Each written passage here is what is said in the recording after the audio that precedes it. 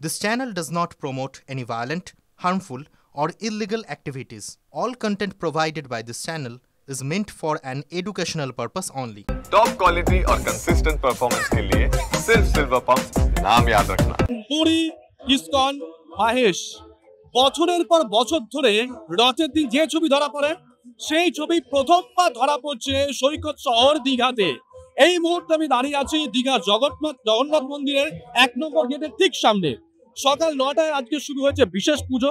বিশেষ পুজোর পর ৯টা বেজে ৫৭ মিনিট নাগাদ সুদর্শন চক্রকে নিয়ে আসা হয় মন্দিরের বাইরে। সুদর্শন চক্রকে প্রত্যেকটা রথ মানে ৩টে রথের চারপাশ থেকে পরিক্রমা করা হয়। তারপর সেই সুদর্শন চক্র রাখা হয় বলরামের রথে। তারপর একে একে নিয়ে আসা হয় বলরাম, সুভদ্রা এবং জগন্নাথের মূর্তি। ১০টার কিছু পরে ১০টা ১৭ মিনিট নাগাদ বলরামের মূর্তি নিয়ে আসা হয়, বলরামের রথে রাখা হয়। যে রথ একদম সামনে আপনারা দেখতে পাচ্ছেন, যে রথের মাথায় রয়েছে লাল এবং সবুজ রঙের কাপড়। তারপরে ১০টা ৪৯ নাগাদ সুভদ্রাকে নিয়ে আসা হয়। সুভদ্রার রথ মাঝের রথ, যে রথের মাথায় রয়েছে লাল এবং কালো কাপড়। এবং কিছুক্ষণ আগে মানে এই ১১টা ২৩ মিনিট নাগাদ জগন্নাথকে নিয়ে আসা হয় গর্ভগৃহ থেকে বাইরে। জগন্নাথকে রাখা হচ্ছে একদম শেষের যে রথ, সব থেকে বড় যে রথ লাল হলুদ কাপড় দিয়ে মোড়া, সেই রথে একে একে ৩ ভাই বোনকে নিয়ে আসা হয়েছে। জগন্নাথ দেব জগতের নাথ প্রথমে তার দাদাকে রওনা করাবেন, তারপর বোনকে রওনা করাবেন এবং সব শেষে তিনি রওনা দেবেন মাসির বাড়ির উদ্দেশ্যে। ২টো থেকে ২:৩০ অভিজিৎ মুহূর্ত, ঠিক ২:৩০ নাগাদ এখানে পুরীর যে রীতি আছে সোনার ঝাড়ু দিয়ে ঝাড় দেওয়া হয়, এখানেও সেই রীতি পালন করা হবে। তারপরে প্রথমবারের জন্য সৈকত শহর দীঘার রাজপথে করাবে রথের চাকা। এখান থেকে মাসির বাড়ির দূরত্ব মেরে কেটে ১.৫ কিলোমিটার, হয়তো তাও হবে না, তারও কম।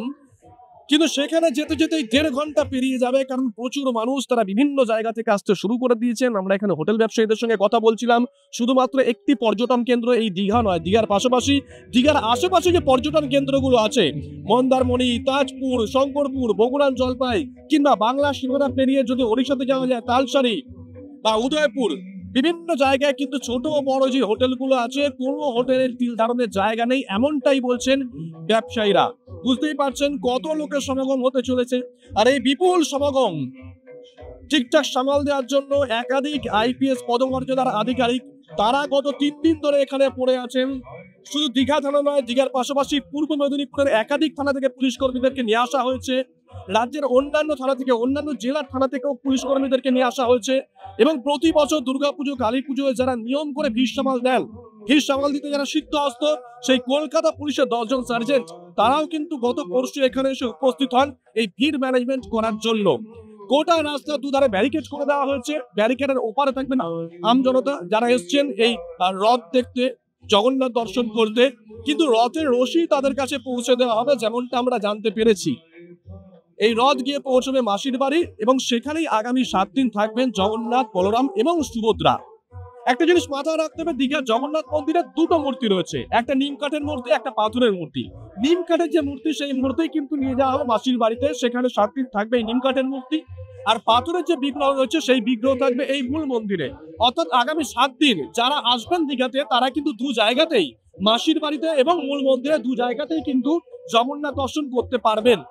আরো একটা তথ্য দিয়ে রাখি, ১৫ দিন নিব্রত বাসের পর জগন্নাথ দেব গতকাল গর্ভগৃহে তাকে নিয়ে আসা হয় এবং তাকে ৫৬ ভোগ রান্না করে দেওয়া হয় ১৫ দিন পর। আজকে কিন্তু তারা যখন ৩ ভাই বোন যাবেন মাসির বাড়ির উদ্দেশ্যে, এই গাড়িতে কিন্তু নিত্য যে দৈনিক যে ভোগ দেওয়া হয়, সেই ভাত, ডাল, খিচুড়ি বা পোলাও থাকবে না। তাহলে কি থাকবে? থাকবে ড্রাই ফ্রুটস, শুকনো খাবার, মিষ্টি থাকবে, ফল থাকবে, খেজুর থাকবে, কাজু কিশমিশ থাকবে।